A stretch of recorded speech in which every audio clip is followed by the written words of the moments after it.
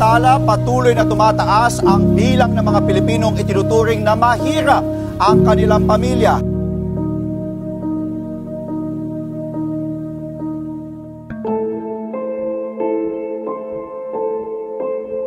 Nagtungo kami sa bahagi ng barangay kung saan matatagpuan ang ilang kabahayan sa gilid ng tulay, malapit sa sapa. Bago mo matunto ng naturang lugar, bubungad muna sa iyo ang isang abandonadong palengke.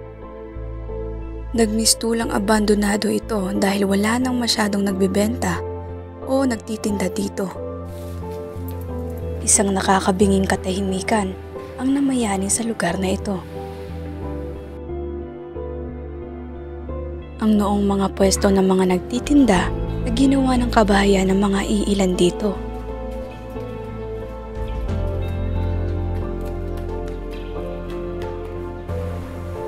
Sa bandang dulo, doon matatagpuan ang mga kabahayan kung saan ay aming sadya. Kasalungat ng katahimikan ang maingay na lansangan dito. Dito namin natagpuan si Nanay Sonaida na siyang pumayag sa aming maikling panayam.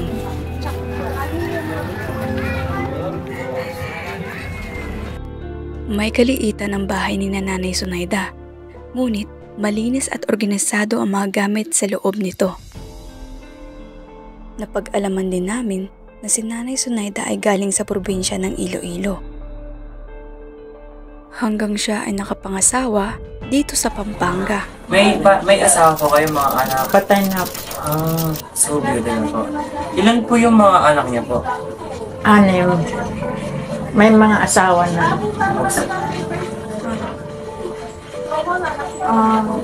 Dito po ba talaga kayo nakatira po noon?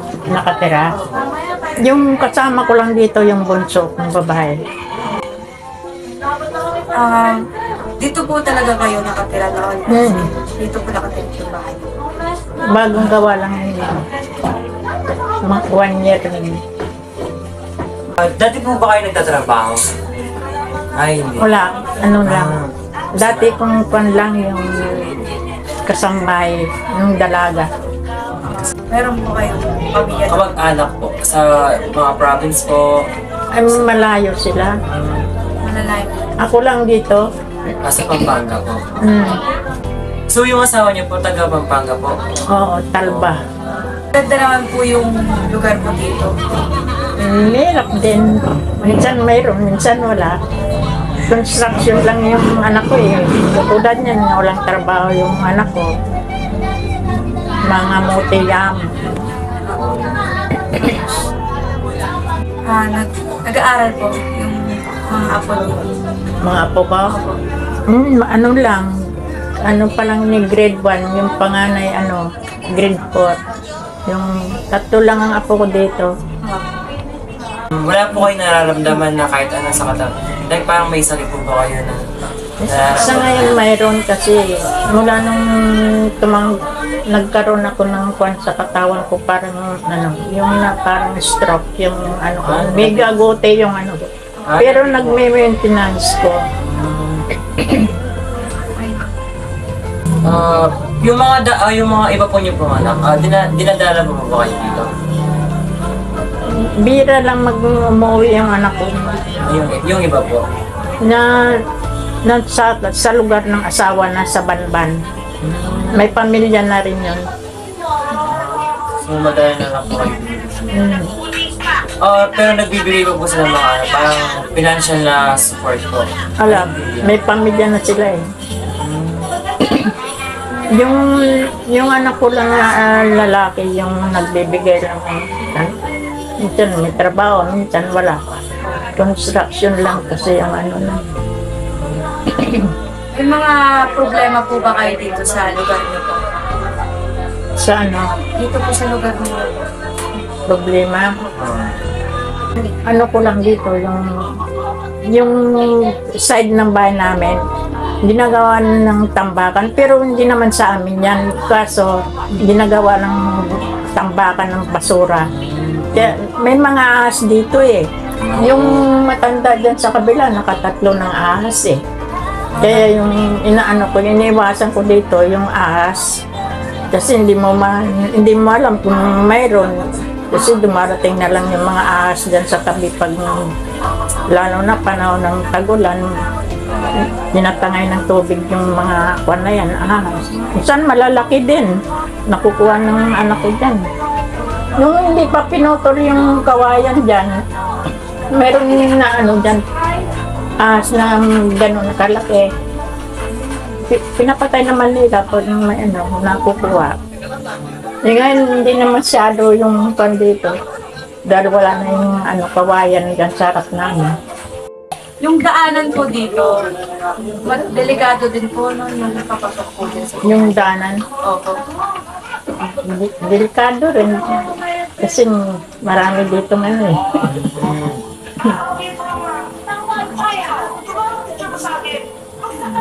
May mga action na po ba yung like mga barangay po, like this sa Madagdag, na parang tulungan po kayo ganun?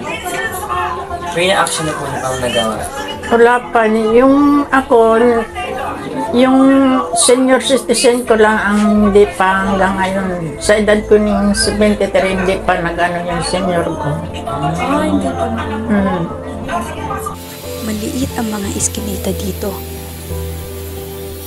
May agusan din ng tubig kung saan nanggagaling ang masangsang na amoy. Ang iilang kabahayan dito ay gawa lamang sa pinaghalong yero at kawayan. Ang iilan naman ay gawa naman sa semento na napag-alaman naming kakagawa lamang nitong nakaraang taon. Ayon sa Philippine Statistics Authority o PSA, bumaba ang poverty incidence sa Pilipinas mula 18.1% noong 2021 patungo sa 15.5% noong 2023. Ngunit nananatiling 17.54 milyong Pilipino ang nabubuhay sa ilalim ng linya ng kahirapan. Isa sa mga pangunahing dahilan ng patuloy na kahirapan ay ang mga tumataas na presyo ng mga bilihin, lalo na ang mga pagkain. Sa kabila nito, layunin ng pamahalaan na pababain ang poverty incidence sa 9% pagsapit ng 2028 sa pamamagitan ng mga programang nakatutok sa pagpapalakas ng agrikultura, pagbibigay ng trabaho, pagpapabuti ng mga serbisyong publikuhan, tulungan ang mga pinag-apektado sa pamumuhunan. Sa aming paglilibot sa lugar, nakapanayam din namin ang isa sa mga residente dito. Ayun, maaga kaming naulila, kaya kami yung tumayo sa sarili naming paa. Ako, nagtatrabaho ko sa salon, tapos minsan nagsa-sideline. Yun, tapos yung mga kapatid ko may asawa na. Bale, 3 magkakapatid na lang kami dito sa bahay. Ngayon, nag-aalaga kami ng bedridden na matanda. Yun. Yung pang-araw-araw naming nagtutulungan kami. Dito po talaga kayo nakatira? Pero dati po, as in since birth po, dito na po kayo? Taga Bacolor talaga kami. Taga Bacolor. Since 1997 lang kami na natira dito. Ano pong pangalan ni Lola? Maria Carrion. Yung nga po, yung trabaho niyo po is salon. Yung sa salon po, like, sumasakto po ba yung mga, like, yung budget? Hindi. Nagkukulang din. Nagkukulang. Kaya kailangan kong mag-sideline. Mga magkano po ba yung nakikita niyo? Iba-iba kasi minsan kapag nagre-reban ako 1.5, tapos manicure pedicure, di naman araw-araw yung reban, kaya yon. May naibibigay naman po yung tulong kay Lola po? Oo, sakto lang, hindi naman sobra. Yung gobyerno po, mayroon naman po. Meron naman, pero every 3 months. 3 months po, ito ba yung system?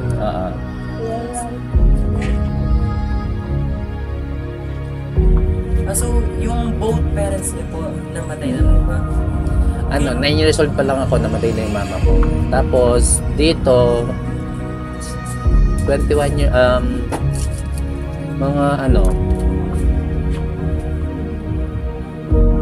7 years na siguro or 8 years nang namatay yung papa ko. So, ano po, sa tingin niyo po, ano po yung parang may advice po sa mga kabataan like ngayon? Like, Ma-advise ko sa mga kabataan, po kayo, parang i-help po yung mga habang may nagpapaaral sa kanila, habang may nagtutustos sa kanila sa pag-aaral nila, magtapos sila. Kasi hindi mo makukuha sa huling pagsisisi yung tamang ano. Kasi kapag huli na, wala ka nang magagawa kundi yung ano. Pero kung habang may nagpapaaral sa inyo, mag-aral kayo, huwag kayong tamarin. Mahirap ang walang natapos. nakapag-aral po ba kayo? Like, graduate? Nakapag-aral ako pero undergraduate ako ng high school. High school? Mm-mm. Yung mga kasama yung like yung mga Ganun din. Nag-aral sila tapos pagka high school, di na natuloy kasi nga maagang naulila yung mga magulang namin. So kailangan naming maghanap buhay para sa sarili namin. Ano pa ba yung sakit ni Lola? Na ano lang siya, na mild stroke lang. Wala naman siyang matandang sakit. Wala naman siyang Mahal po ba yung like yung mga gamot niya? Ano lang naman, kasi kapag wala sa center, kapag wala kaming naingi sa center, binibili namin like kapag wala sa generic, mga Losartan at saka Amlodipine. Kahapon bumili ako kasi wala sa center namin. Yon, 90 pesos yung dalawa.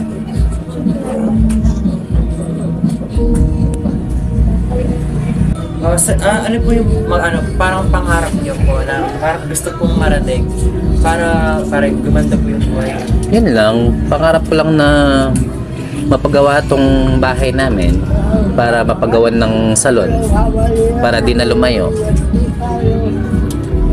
Kung mabibigyan po kayo ng parang pagkakataon, ano po yung unang hakbang niyo po na gusto mong gawin para yung makaharap kayo sa kanila? Gusto ko kung bibigyan ako ng pagkakataon, magtitinda muna ako habang mag-iipon muna ako para konti-konti mapapagawa ko tong bahay namin.